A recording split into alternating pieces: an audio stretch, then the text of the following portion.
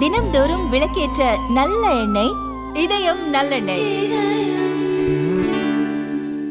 பெருந்தலைவர் காமராஜரது தொலைநோக்கு பார்வை சிந்தனைக்கு எடுத்துக்காட்டு மதிய உணவு திட்டம்.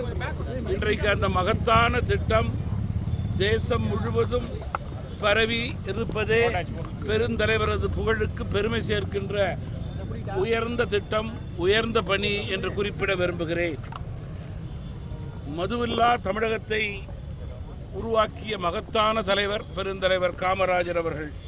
அவர்களுடைய பிறந்த நாளிலே போதையில்லா தமிழகத்தை உருவாக்க தமிழக அரசு போதை கலாச்சாரத்தை இரும்பு கரம் கொண்டு அடக்க வேண்டும் என்று கேட்டுக்கொள்ள விரும்புகிறேன். மேலும் மதுவில்லா தமிழகம் என்ற நிலையை படிப்படியாக தமிழக அரசு கொண்டு வர வேண்டும் என்பதுதான் தமிழ் மாநில காங்கிரஸ் கட்சியினுடைய கோரிக்கையாக இருக்கிறது. காவிரி பிரச்சனை மிக முக்கியமான பிரச்சனை, இன்றைய அவசர பிரச்சனை, அவசிய பிரச்சனை. இன்றைக்கு 1,00,000 ஏக்கர் குறுவை சாகுபடி பாதிப்பு ஏற்பட்டிருக்கிறது.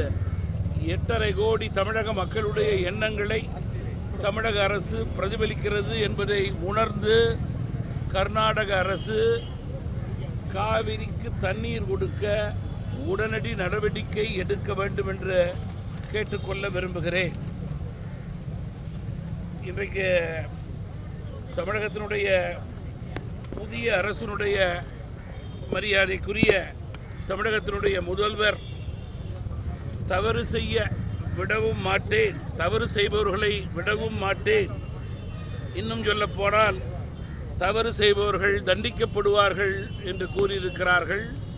பெருந்தலைவர் காமராஜரது ஊழலில்லா தமிழகத்தை மீண்டும் ஏற்படுத்த, மக்களுடைய எண்ணங்களை பிரதிபலிக்க புதிய ஆட்சியாளர்கள் செயல்படுவார்கள் என்று நம்புகிறோம். நாகர்கோவிலில் அந்த சிறையில் இருந்த சபரிவர்மன் அப்படிங்கிற ஒரு லாக்கெட் பேஸில் மரணம் அடைந்திருக்கிறாரு. ஆட்சிகள் மாறினாலும் காட்சிகள் மாறல அப்படிங்கிற ஒரு குற்றச்சாட்டு வைக்கிறாங்க. அதை எப்படி பார்க்குறீங்க? நீங்கள் இது போன்ற சம்பவங்கள் வேதனையும் வருத்தமும் தருகின்றது என்றாலும் கூட உண்மை நிலை விசாரணையின் மூலமே வெளிவர வேண்டும் என்று கருதுகிறேன். அவங்க திமுக மீது பல்வேறு குற்றச்சாட்டுகள் இந்த சம்பவங்கள் நடக்கும்போது அவங்க பல்வேறு குற்றச்சாட்டு இல்லை, ஒவ்வொரு சம்பவத்திற்கும் உண்மை நிலை என்ன என்று விசாரணையின் மூலமே பதில் கூற முடியும். ஏனோ தானோ என்று ஒருவர் மனத்துக்கு அரசியல் ரீதியாக பேசக்கூடாது.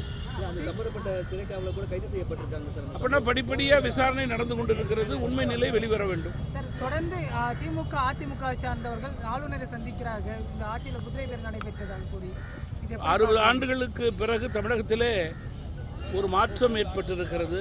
மக்கள் நம்பிக்கையோடு வாக்களித்திருக்கிறார்கள். புதிய ஆட்சியாளர்களுக்கு 6 மாதம் 1 வருடம் அவகாசம் தேவை என்று பல கட்சி பல தலைவர்கள் கூறியிருக்கிறார்கள். தமிழ் மாநில காங்கிரஸ் கட்சியின் கருத்தும் அதுவே. இதற்கிடையிலே அரசியலை புகுத்தக்கூடாது, உண்மை நிலைக்கு ஏற்றவாறு ஆட்சியாளருடைய பணியை நாம் பார்க்க வேண்டும் என்பதுதான் சரியாக இருக்க முடியும். ஓகே, குதிரை பேரத்தை பற்றி எப்படி பேசுறீங்க? விமர்சனம் தொடர்ந்து வந்து குதிரை பேரம் பற்றி விமர்சனங்கள் வந்துட்டு இருக்கு. சிபிஐ தலைவர் மாநில செயலாளர் வீரபாண்டியன் கூட சொல்லியிருக்காரு. இங்கே தமிழ்நாட்டில் நீங்கள் ஆட்சியாளர்கள் கருத்துமே அது போன்ற நிலை எங்கும் இருக்கக்கூடாது என்பதைத்தான் நான் பத்திரிகையின் வாயிலாக படிக்கிறேன்.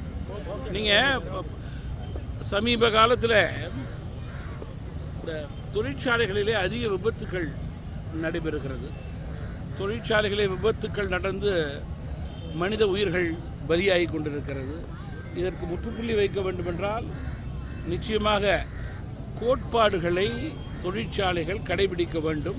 அந்த கோட்பாடுகளை அவர்கள் கடைபிடிக்கிறார்களா என்பதை அரசின் அந்த துறை கண்காணிக்க வேண்டும் என்று கேட்டுக்கொள்ள விரும்புகிறேன்.